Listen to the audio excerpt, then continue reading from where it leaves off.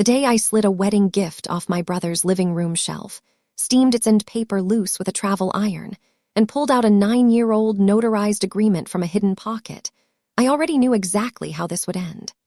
My brother Leo would be standing at a workbench in the back of my bindery, hands cramping from a beveling tool, wearing a black cotton shirt that said "Spilled Ink on Trust" in white serif letters. Every single journal that left my shop would carry his federal perjury case number printed on its inside flyleaf, a quiet permanent mark that would follow every sale into the hands of strangers who might never know his name but would always see the number. But before I could reduce him to that lifetime of small humiliations, I had to retrieve the one piece of paper he thought he had destroyed 8 years earlier, and I had to let him walk me, smiling, into a bank conference room where I would hand him a pen and refuse to use it.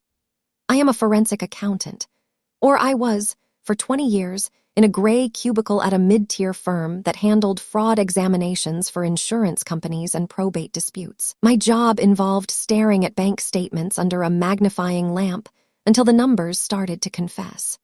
I could read a general ledger the way a music teacher reads a score, and I had testified in 14 civil trials before I ever picked up a bone folder to bind my first journal.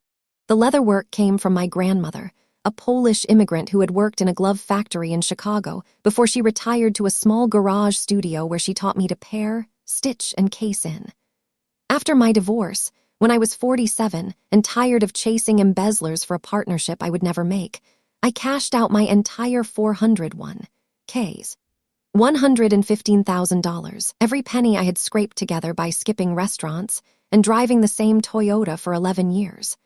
I used that money to lease a converted print shop on Sycamore Street and open a bespoke leather journal bindery. Slow work, beautiful work, the kind where a single journal takes 14 hours to complete and sells for $300 to people who understand what hand-stitched linen tape feels like. Leo was the golden child. He was 10 years younger, born when our mother was 41 and unprepared for a second act, and he had been charming his way out of consequences since the day he learned to smile. He could sell ice to a penguin, that was the family joke, and after he flamed out of 3 different sales jobs in 5 years, he came to me with a pitch that sounded like redemption. He wanted to handle the business side of the bindery, find retail accounts, manage the website, do the glad handing I had no patience for. I was reluctant, but our mother gave me that look across her kitchen table, the one that said he's your baby brother. So I drafted an operating agreement for Sycamore Bindery LLC, a document I wrote in language so precise it required 3 defined terms and 2 exhibits just to explain the waterfall distribution of profits. I gave Leo a 40% equity stake in exchange for $4,000 of his own money and a lifetime of free custom journals for my book club, a dozen sharp women who had been trading hardcovers and gossip since before Leo needed to shave. He signed it at that same kitchen table, his angular signature looping across the page, and a mobile notary named Doreen stamped it with her embossed seal while our mother watched with a stillness I mistook for gratitude. Then our mother died. It was a Wednesday in early October, a hemorrhagic stroke while she was pruning the last of the tea roses. Those roses, a whole border of them she had planted on her 60th birthday, and Leo had never once picked up a shovel to help her. Within 24 hours of the coroner's call, Leo and his wife Celeste arrived at Mom's bungalow not to mourn, but to manage. Celeste wore a linen blazer the exact shade of a freshly printed $100 bill and carried a leather folio that clicked open with the sound of a small trap closing. They walked through the living room like estate appraisers, touching furniture to gauge its auction value, and when Celeste spotted the box of personal items I had pulled from the cedar chest at the foot of Mom's bed, I saw her mouth tighten. The box contained a small collection of things that mattered to no one but me. A silver locket with a photo of our father, a bundle of letters from her sister in Krakow, and a hand-bound journal I had made for her 5 years earlier. That journal was covered in soft Moroccan leather dyed the exact blue of her kitchen tile, smythe sewn with linen thread, and I had filled its first 10 pages with family recipes in my own calligraphy. The rest of the pages were blank, and Mom had never written a word in it. She had just kept it on her nightstand, a comfort object. Leo picked it up, thumbed the blank pages, and said, "Mom's artsy junk. We'll donate the whole box." He tossed the journal onto a pile of discards by the front door. I said nothing. I let them see the grief, the fog, the middle-aged woman too stunned to argue about a box of old paper. An hour later, while Celeste was on the phone with a real estate agent and Leo was in the garage pulling license plates off Mom's car, I fished the journal out of the cardboard box bound for Goodwill and slipped it into my tote bag. That night, alone in my quiet apartment, I opened the journal to the last page. The paper was thick cotton, the kind that takes ink like a sponge, and there, in my mother's tight cursive, was a short message. The ink was black and the pressure was firm, the letters of a woman who had pressed down hard because she wanted her words to survive. It said, "Do not trust Leo. He will steal your life's work. Remember the wedding journal. Your truth is there." I read it 3 times, then I closed the journal and pressed my palm flat against its cover, and I felt the grief transform into something colder. My mother had never warned me about anything in her life. She was the quiet architect of our family, a woman who communicated through casseroles and crochet, and for her to leave a message this urgent meant she had seen something rotten long before I had. Before I continue this story, let me know where you're watching from in the comments below. Hit like and subscribe if you believe family should be built on trust, not forged contracts. The manipulation started while the funeral flowers were still sweating in their plastic sleeves. 3 days after we buried Mom, Leo and Celeste sat me down at their polished granite kitchen island. The surface was cold under my forearms, and Celeste set a mug of chamomile tea in front of me, already lukewarm, which told me it had been sitting long enough for her to rehearse her script. Leo did the talking. He explained, in a voice he usually reserved for selling extended warranties, that I was in no condition to run a business. That grief was a fog, and no one expected me to make sound decisions right now. That he and Celeste had already spoken to a business broker, a very kind man named Dennis who specialized in these delicate situations, and that they had prepared a simple document that would transfer management of the Bindery into a family trust they had created for my protection. Leo placed a heavy silver pen on the counter and said, "It's just a formality, sis. You trust me, right?" His smile was the exact same one he'd used to borrow my car at 17 and return it with an empty tank and a scratch on the fender. I blinked slowly, let my hand tremble around the mug, and said, "I'm so tired, Leo. I can't think about legal papers right now. Maybe next week." I didn't sign anything, not that day, not ever. I became a compliant ghost. I let them dress me in the role of the grateful, bewildered sister, and when they offered to move me into their guest house behind the main property, "So we can take care of you," I packed a suitcase and walked into the trap with my eyes wide open. The guest house was a sunless studio with a Murphy bed and a single window that faced the back fence. The door locked from the outside, a deadbolt they had installed specifically for my arrival, Celeste explained, because she worried about me wandering at night. She said this while patting my hand with her cool, dry fingers, and I nodded like a woman who had lost the will to question. Inside that room, behind a locked door of my own choosing, I began to turn their home into a crime scene. The investigation began with their own chaos. I had been a forensic accountant for 2 decades. I didn't need a warrant to smell fraud. The first red flag was Celeste's spending. She had a whisper network of high-end consignment shops and boutique designers, and she paid for everything with a black American Express that she rotated through 0% balance transfer offers like a shell game. I heard her on the phone one afternoon, her voice rising, saying, "I don't care about the APRA, just open the new card and move the balance." The second red flag was Leo's phone calls. He would retreat to his home office and close the door, but the walls in that house were thin, and I could hear the cadence of a man drowning. "If we don't close the sale by month's end, the whole deal unwinds," he yelled at Celeste one evening, and I stood in the hallway outside the kitchen, holding a glass of water, letting the words sink in. A sale. They were selling something, and if they were selling something that required a closing date, it was big. I began to map their financial geography.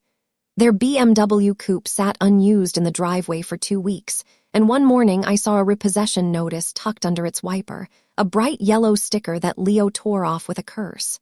Packages stopped arriving. Celeste canceled the weekly housekeeper and started scrubbing her own toilets, which seemed to offend her more than any crime she might commit. Then the accident gave me my opportunity. Celeste tripped on a buckled Persian runner in the main hallway, her heel catching in the jamb of a built-in linen press, and she ripped the entire door off its ancient brass hinges.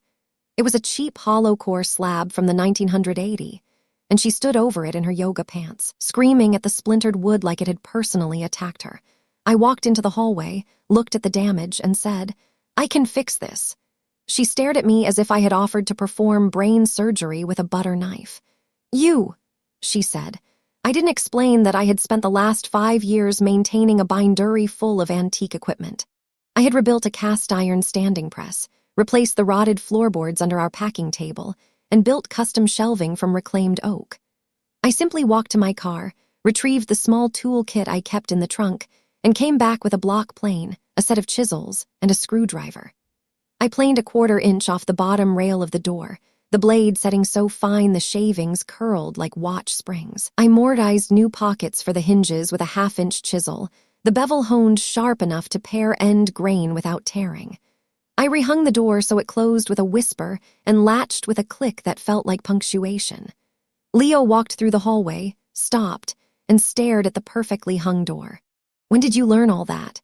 he asked, and I said, "Grandma taught me a lot of things you never paid attention to." That was the first crack, the moment they realized I wasn't just a sad spinster who played with paper. After that, I paid closer attention to Leo's office. He grew sloppier as the financial pressure mounted. One afternoon, he rushed out to calm Celeste during a tantrum over a botched salon appointment, and he left the office door ajar. I slipped inside and scanned the room in 10 seconds, the way I used to scan a suspect's desk during a fraud examination. His desk was a landscape of overdue notices, credit card offers, and a stack of unopened mail. The shredder under the window was full, the basket overflowing with confetti-cut strips. I gathered a handful, stuffed them into my cardigan pocket, and retreated to my guest house. That night, I spread the strips across my kitchenette table, arranged my tweezers and my magnifying lamp, and began to reassemble the puzzle. It took 2 nights. I worked in silence, matching edges by fiber alignment the way I had pieced together shredded bank records during a case involving a construction company kickback scheme in 2006. The fragments told a story. $37,000 in cash advances across 4 different credit cards, a $5,000 payment to a document preparation service called Corporate Filings Direct, and a wire transfer to a bank in St. Kitts, the kind of offshore destination that exists solely to ask no questions. Then I found the real prize. Behind Leo's filing cabinet, wedged between the steel back and the wall, was a thick manila envelope. The cabinet was locked with a cheap wafer lock, the kind used on office furniture, about as secure as a diary clasp. I had learned to pick locks 20 years earlier from my neighbor Frank, an old locksmith who traded me lessons in exchange for a bound logbook he could keep in his service van. Frank taught me to fashion a rake pick from a hacksaw blade and a tension wrench from a windshield wiper insert, and I could still pop a wafer lock in under 30 seconds. I did exactly that. Inside the envelope was a document titled Assignment and Sale of Ownership Interest, dated 2 weeks before my mother's stroke. It purported to transfer 100% of my membership interest in Sycamore Bindery LLC to a holding company controlled by Leo and Celeste for a total consideration of $4,200 to be satisfied in store credit at a regional bookstore chain called Page and Quill. Printed beneath the purchase price was a line that read, "Buyer acknowledges full satisfaction of this credit towards seller's personal reading needs." They had not even tried to hide their contempt. The signature on the seller line was my name, but the loop on the Y curved left instead of right, the same error I had seen in 6 other forgeries during my career, the kind of mistake that happens when someone traces a signature from a photocopy without understanding the hand movement. The notary stamp belonged to a woman named Patricia Home, with a registration number that I checked immediately against the state's online database. Patricia Holmes' commission had expired 3 years earlier. The stamp was a digital fabrication, probably purchased from a website that sells template images for scrapbooking. The bindery I had built with my retirement, the bespoke journal line that was currently sitting on the desk of a national stationery buyer named Margot Vance with a standing offer of $690,000, was being sold out from under me for the price of a sofa's worth of paperback novels. I sat on the edge of my Murphy bed, holding the forged document, and I felt the cold settle into my bones. This wasn't just greed. This was erasure. They were going to take everything and leave me with a bookstore credit, as if my life's work were a hobby they could liquidate with a gift card and a shrug. The original partnership agreement, the one with Leo's angular signature across the 40% clause, was missing from the LLC's registered records. I searched the state's online filing system from my phone, and the only document on file was the forged assignment. Leo had likely accessed the physical file during one of his visits to my Bindery, swapped the documents, and filed the forgery with the Secretary of State's office before Mom even went into the ground. But I knew there was one surviving copy he had never seen. 8 years earlier, when Leo married Celeste, I had been my brother's best woman, a role I accepted only because Mom asked me, her voice thick with hope that this wedding might settle him down. My gift to them was a hand-bound journal, large format, 15 inches by 11, its cover a blend of burgundy goatskin with a blind-tooled border of intertwined ivy leaves. I had spent 80 hours on that book, from folding the signatures to sewing the end bands to casing in the text block. During the binding, while laying down the paste down in paper, I had built a secret compartment.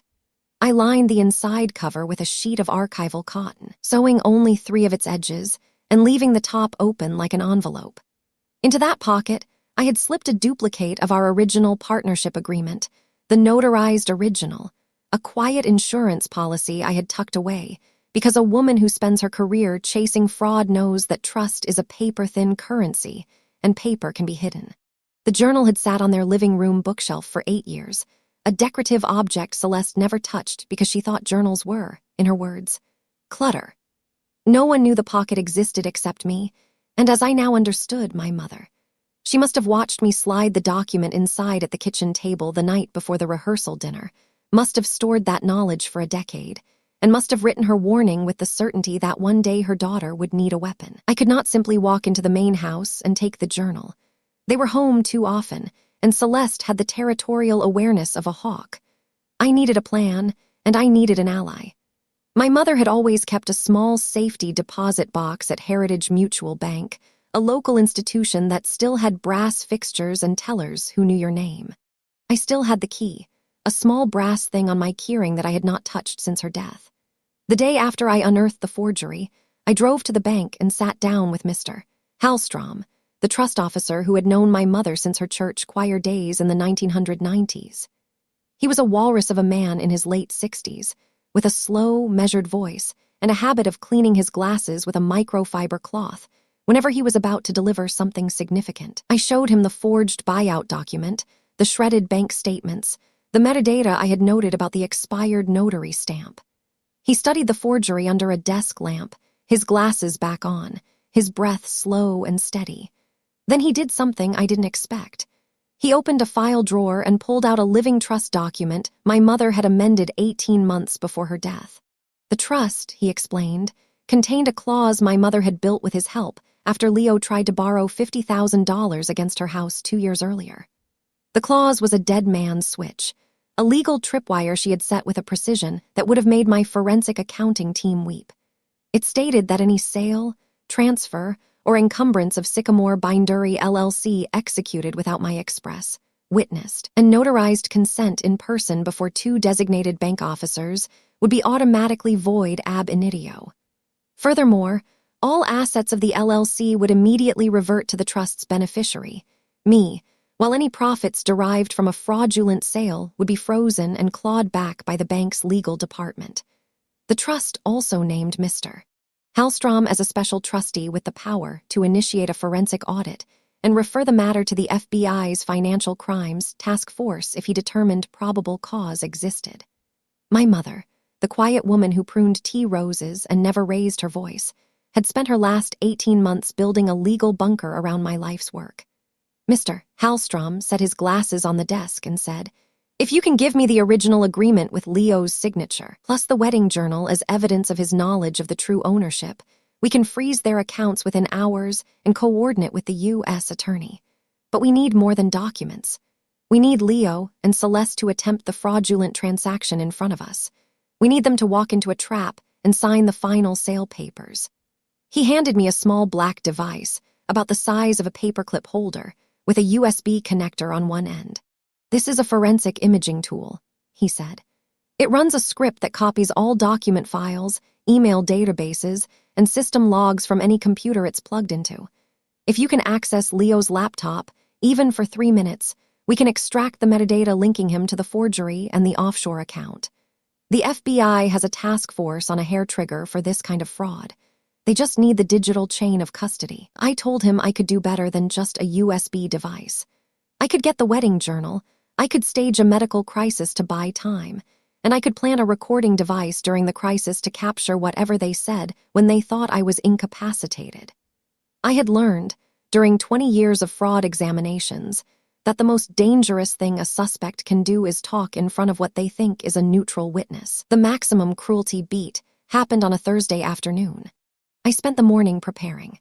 I palmed a small digital recorder from my old investigative kit, a device the size of a matchbook with a microphone sensitive enough to pick up a whisper from across a room.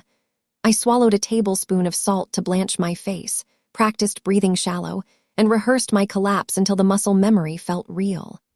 At 2:30 p.m., I walked into the main house's kitchen, took 3 steps toward the refrigerator, and dropped. I hit the tile floor hard, my hip absorbing the impact, and I let my eyes roll back and my breath become a thin rattle.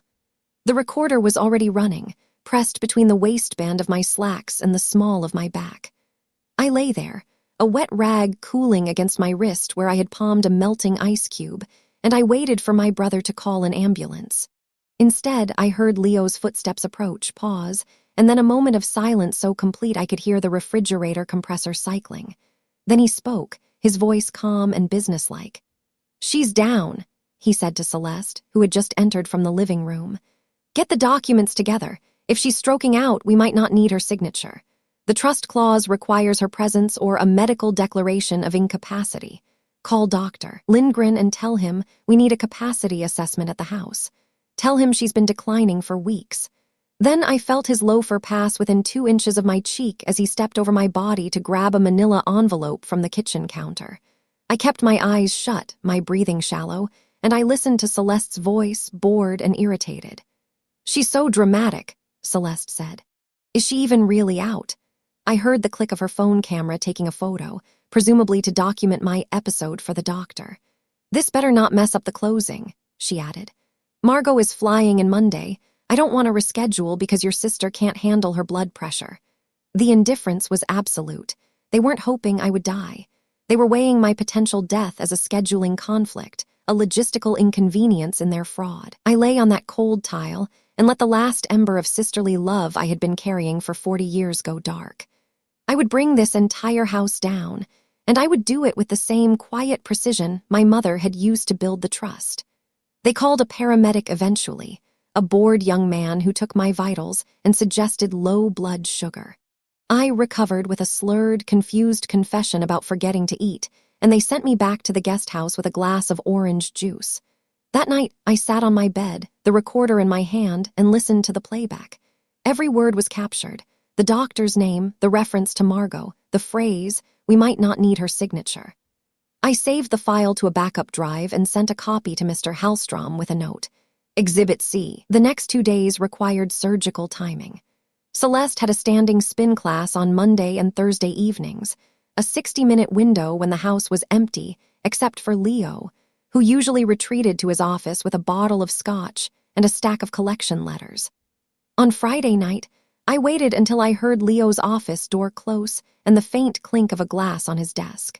Then I let myself into the main house through the unlocked patio door, walked quietly across the living room, and lifted the burgundy wedding journal from its shelf. The goatskin cover was still supple, the blind tooling faint but intact. I carried it back to the guest house, locked my door, and spread a clean linen cloth on my kitchenette table. I filled my travel iron with distilled water, set it to its lowest steam setting, and gently worked the heat into the paste down and paper. The wheat paste I had used 8 years earlier softened slowly, releasing the bond with a faint crackle, and I peeled the end paper back with a bone folder, the same one my grandmother had given me when I was 14. The hidden pocket opened like a letter, and inside, folded into a perfect rectangle, was the original notarized agreement. The paper was cream and crisp, the notary's embossed seal still raised, the ink from Leo's signature dark and sharp. I photographed every page with my phone, scanned them with a portable scanner, and emailed the digital file to Mr. Hallstrom. Then I resealed the pocket with fresh paste and returned the journal to the shelf before Celeste pulled into the driveway. Now I needed Leo's laptop. The USB imaging tool Mr. Hallstrom had given me was a simple device. Plug it into a USB port, wait for the green light to stop blinking, and unplug it. The tricky part was access. Leo kept his laptop in his office, and he was rarely far from it. But I had noticed a pattern. On Saturday nights, after Celeste went to bed, Leo would stay up drinking scotch and watching old movies in the living room. He would fall asleep on the couch around midnight, his laptop still on the coffee table, open and logged in because he was too lazy to type a password twice. I waited until 12:45 a.m., crept into the living room, and found him exactly as expected, a half-empty glass on the side table, his mouth slack, his breathing deep and regular. The laptop screen was dimmed but not locked. I slid the USB device into the side port, watched the green light blink rapidly for 2 minutes and 17 seconds, then go solid. I removed the device, closed the laptop, and walked back to the guest house in silence. The extracted data would later show the forged buyout document's creation metadata, including the original author name, Leo M. The creation timestamped 2 weeks before our mother's death, and the source files for the scanned notary stamp template. It would also show the email chain with the offshore bank in St. Kitts, in which Celeste had written, "Account for my sister-in-law's asset liquidation. She's not mentally fit to manage her own affairs." That email alone was worth 4 counts of wire fraud. The confrontation arrived on a Monday morning. Leo and Celeste announced, with bright smiles and a thermos of coffee, that we were taking a trip to Heritage Mutual Bank to sign some routine paperwork for the family trust.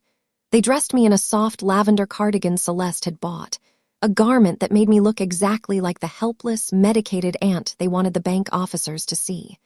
I wore it without complaint. In the back seat of their Lexus, I let my hands fidget in my lap and let my eyes wander toward the window, playing the part of a woman who had no idea she was being delivered to a slaughter. We arrived at the bank at 10:00 a.m. The conference room was already prepared, a long polished table with a carafe of water and a tray of stale pastries. Margot Vance, the stationery buyer from the national retailer, was seated at the table with a leather binder and a pleasant, professional expression. Beside her sat a mobile notary the retailer had supplied, a woman with a briefcase and a stamp ready. On the table lay the final purchase agreement, a thick document with flagged signature pages that would transfer ownership of Sycamore Bindery LLC for $690,000, with all proceeds directed to the holding company Leo and Celeste had created in my name, a trust they controlled completely. Leo pulled out the chair for me and slid a heavy pen across the table. "Just sign here, right by the X," he said, his voice practiced and warm. The room smelled of bank coffee and lemon-scented cleaner. I picked up the pen, turned it over in my fingers, looked at the line where my forged signature already appeared on the cover sheet, and set the pen down. "No," I said. Leo's smile froze. Celeste's eyes narrowed to slits. The word hung in the air like a bell struck once. Margot Vance looked between us, her binder still open, her expression shifting from professional to confused. "I was told the sibling ownership had been settled," she said. "I was told you had full authority." I stood up, pushed the lavender cardigan off my shoulders, and placed my mother's blue journal on the table. Then I placed the wedding journal beside it, open to the inside cover, where the faint outline of the hidden pocket was still visible. "I built that bindery with $115,000 of my own retirement," I said, my voice steady. "I will never sign away my life for a $4,200 bookstore credit." At that moment, the conference room's side door opened. Mr. Hallstrom walked in, followed by 2 men in dark suits. The first was Special Agent Diane Reyes from the FBI's Financial Crimes Task Force, a woman I had testified alongside in a mortgage fraud case 10 years earlier. The second was a U.S. Postal Inspector with the Mail Fraud Division, his badge displayed on a lanyard. Mr. Hallstrom laid the original notarized agreement on the table, the cream paper I had steamed from the wedding journal, and said, "This is the true ownership document for Sycamore Bindery LLC, notarized 9 years ago, granting this woman majority equity and requiring her explicit consent for any sale." Then he laid down the forged buyout document, the one with my sloppy fake signature, and the expired notary stamp. Then he placed a printout of the metadata from Leo's laptop, the creation timestamps, the email chain about my supposed mental unfitness. Finally, he played the audio recording from my kitchen floor, Leo's voice, calm and businesslike, discussing a capacity assessment so they wouldn't need my signature, Celeste's bored complaint about rescheduling the closing. The total evidence took 4 minutes to present. Leo tried to speak, but Special Agent Reyes held up a hand and began to recite his Miranda rights. Celeste screamed about lawyers and harassment and entrapment, but the postal inspector was already placing handcuffs on her wrists.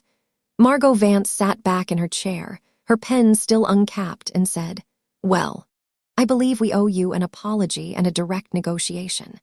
The buyer's agent had been an unwitting pawn in a fraud, and her company's legal team would spend the next month untangling the mess.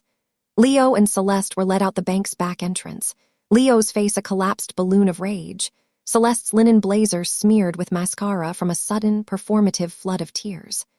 The aftermath took months to unspool, but every thread pulled tight in my direction. Leo was charged with 8 counts: wire fraud, aggravated identity theft, forgery, perjury, conspiracy to commit financial institution fraud, and 3 counts of mail fraud for the documents he had sent through the Postal Service. Facing a potential sentence of 22 years, he pleaded out to avoid a trial that would have exposed Celeste to even harsher charges, and in a plea agreement that the prosecutor called deliciously self-sabotaging, Celeste agreed to testify against him. She received a suspended sentence for conspiracy to commit fraud and a lifetime ban from ever serving in any fiduciary capacity, which meant she could never manage a trust, handle a corporate account, or even be a treasurer for her neighborhood book club for the rest of her life. Leo received 4 years in a federal correctional facility and a restitution order that seized their home, their cars, the holding company's assets, every dollar they had tried to siphon, plus an additional judgment against future earnings. The sale to the national stationery retailer proceeded, but now I was the sole owner and signatory, and the $690,000 came with a distribution deal that placed my journals in over 200 stores across the country. I reincorporated the company under a new name, Bound by Fraud Books, and I redesigned the logo myself, a broken fountain pen with ink spilling into the shape of a key. As part of Leo's restitution order, the court required him to perform 500 hours of community service. I petitioned the probation office to assign those hours to my Bindery, and after some negotiation, they agreed. I didn't want his labor, not really. I wanted him to understand the craft he had tried to steal, to feel the grit of leather under his fingernails, and the precision of a tool that demands patience, because patience was the one thing Leo had never learned. I designed his uniform shirt myself, black cotton with white serif letters across the back that read, "Spilled ink on trust." I ordered 50 of them, so he never wears anything else. He stands at a workbench in the back of the shop, supervised by a production manager who spent 12 years as a guard at a maximum security facility, and he bevels leather journal covers with a French edger. The task is manual, repetitive, and requires exactly the kind of steady, focused attention that Leo has spent 4 decades avoiding. His hands blister. The skived leather edges curl under his blade, and he has to restart a cover 3 times before it passes inspection. He doesn't speak to the other workers, and they don't speak to him. Every journal we ship now has a flyleaf printed on the inside front cover, a single line in 6-point Perpetua type. Federal Case No. 223 CR 01187. It's the case number of Leo's perjury conviction. The flyleaf is glued in during binding, right beneath the pastidown, so it can never be removed without destroying the book. Every customer who opens a Bound by Fraud journal sees that number, and while they may not know the story behind it, they hold a permanent monument to accountability. I think about my mother often, the quiet architect, a woman who never raised her voice but who knew, with the sharpness of a mother who sees her sons rot long before anyone else, that one day her daughter would need a weapon. She left me not just a warning in a blue journal, but a legal tripwire, a hidden pocket, and a message that had waited 9 years for me to steam it open. I didn't need to become cruel. I just needed to remain steady, and steady was something I had practiced in a gray cubicle for 20 years until the numbers told the truth. Some people believe family means covering for the worst in each other, but I learned that love without boundaries is just a lease on your own destruction. I still run my book club every second Tuesday, and now each member receives a bound by Fraud Journal with the same flyleaf. We talk about thrillers and memoirs, and sometimes laugh about the day my brother discovered that a forensic accountant with a locksmith's skill and a mother's foresight is not the person you want to double-cross. Have you ever discovered a dark secret about someone you trusted completely? How did you handle it? Let me know in the comments.